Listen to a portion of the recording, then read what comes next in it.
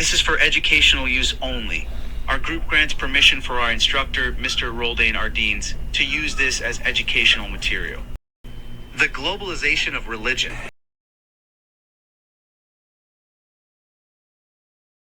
So, good day everyone. So, I'm Engine Cadet Oracion. So, the main topic is the globalization of religion. So, I will discuss or talk about the impact of globalization to relative practices and beliefs. So, first of all, what is religion? So, religion is human beings to relationship to that which they regard as holy, sacred, absolute, spiritual, and divine, or any worth it, especially reverence. It is also the commonly regarded as consisting of the way people deal with ultimate concern about their lives or faith after death. So I have four major of religion and its beliefs. So Hinduism, Christianity, Buddhism, Islam, or Muslim. So Hinduism, most Hindus worship one being, ultimate oneness, or Brahman, through infinite representation of gods and goddesses. Hindus believe their position in this present life was determined by their action in a previous life. So Hinduism therefore provides possible explanation of suffering of evil in this life. So, and the second is Christianity. Christians believe in a one eternal God who is creator of all of that. So he is a view of loving God who offers everyone a personal relationship with himself and now in this life. So in his time on the earth, Jesus Christ did not identify himself as a prophet pointing to the God or as a teacher in enlightenment. Rather, Jesus claimed to be God in human form. So, Buddhism and its beliefs. Buddhists strive for spiritual enlightenment and freedom from rebirths by purifying their hearts and letting go of cravings, aversion, and delusion. They do not worship on gods or God, including the Buddha, exemplar of enlightenment. So, the Islam and its beliefs. So, Muslim believe in one Almighty God. Believe in one Almighty God, Allah, who created the universe and dictates all events. Muhammad is considered as last prophet. Muhammad praying for five times daily. So, impact of globalization. So, the impacts of globalization, impacts of religion by spreading faiths through migration, any media, fostering religious syncretism, and creating new communities. So that's all. Next, the relation between the religion and the global conflict, and conversely global peace. Religion can act as a catalyst for a conflict by providing powerful source as a identity and exclusion. When the religious identity overlaps, when the ethnic, national, and political grievances, it can create region as versus them. Division-making compromise difficult as a fundamental belief and perceived to be at a stake. Extremist interpretation often coupled with a sign of humiliation or fear or cultural annihilation can justify violence against perceived enemy, transportation, politics, or a territorial dispute into a sacrificed war that are harder to resolve through conventional diplomacy. Example, including conflict in Israel, Palestine, Northern Ireland, troubles or a sectarian violence in parts of the Middle East. Religion as a force for global peace and reconciliation. So, conversely, religion is a significant force for global peace and reconciliation.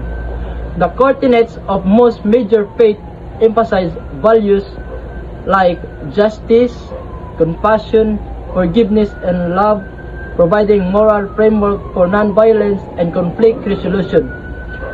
Religious leaders and institutions often possess unique credibility and deep community ties, enabling them to act as respected non-partisan mediators in conflict zone where secular actors may feel historic. So, example like the role of religious actors in the peaceful transition in South Africa, ending apartheid, and the Good Friday Agreement in Northern Ireland, demonstrative religion's constructive potential and peace-building dialogue and post-conflict healing.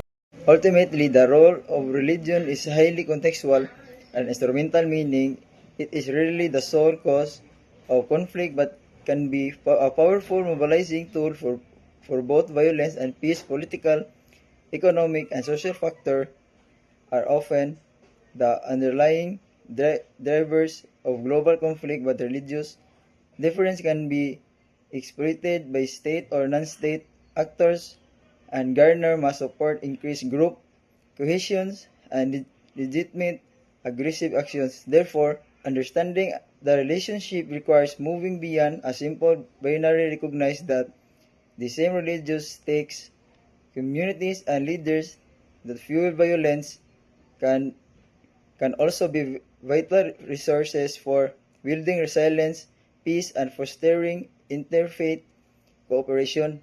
We talk about globalization and religion.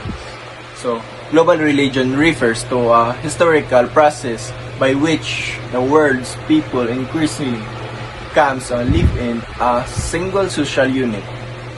It implicates religions in several ways, from religious or theological perspective. Globalization calls for religious response and interpretation, yet religion and religions have also played important roles in bringing about characterizing globalization. Among the consequences of this implication for religion have been that globalization encourages religions pluralism.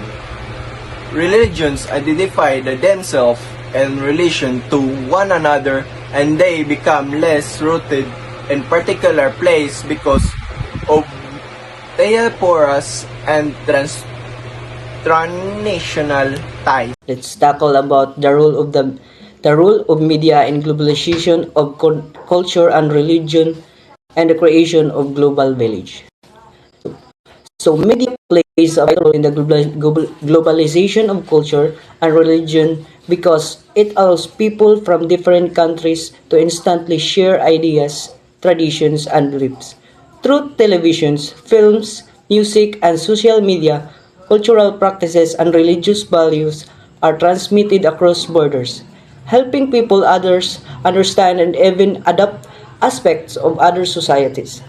This exchange creates what we call global village, where despite distance and diversity, people feel are more connected and aware of each other's way of life.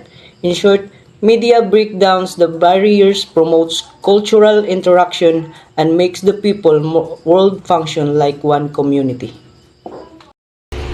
Media platform hosts interfaith debates, documentaries, and campaign, etc. The United Nations World Interfaith Harmony Week that promote understanding. For instance, social media movement like Interfaith Solidarity showcase shared value, encouraging collaboration in addressing global